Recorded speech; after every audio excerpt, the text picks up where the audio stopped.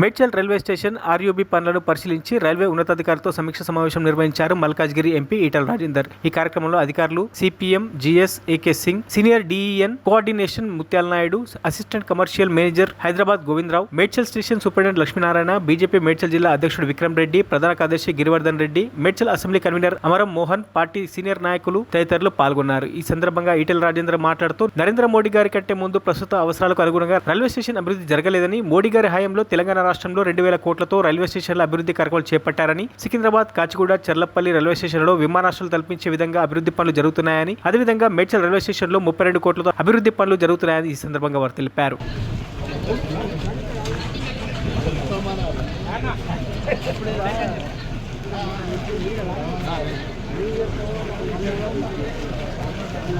బొల్లారం, సికింద్రాబాద్, మేడ్చల్ లాంటి స్టేషన్లు ఇప్పుడు బ్రిటిష్ కాలంలో ఉండేటువంటి ఫెసిలిటీస్ కొనసాగుతూ వచ్చినాయి.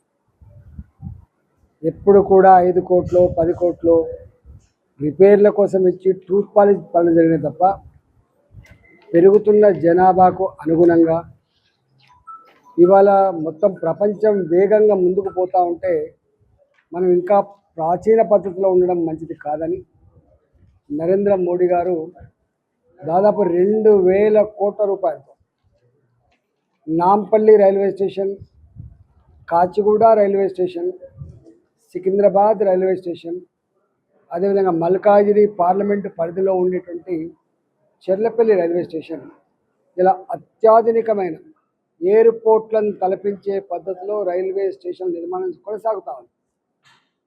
ఇవాళ ఈ మేడ్చల్లో కూడా 32 కోట్ల రూపాయలతో అధునాతనమైనటువంటి రైల్వే స్టేషన్ నిర్మాణం జరుగుతూ ఉంది. గౌడెల్లి, గుళ్ళపోచంపల్లి, బొల్లారం, అల్వాల్, ఇవాళ అమ్మగూడ ఇలాంటి ఈ ప్రాంతాలలో కూడా ఇలా రైల్వే స్టేషన్లు మోడర్నైజేషన్ కావచ్చు.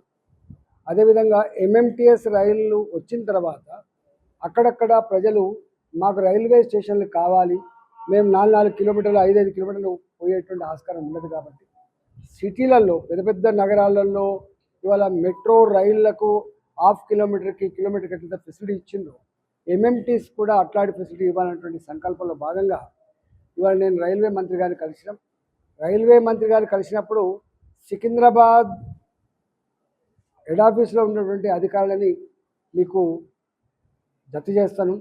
మీరు మొత్తం మీ ప్రాంతం అంతా కూడా కళ్ళి తిరగండి.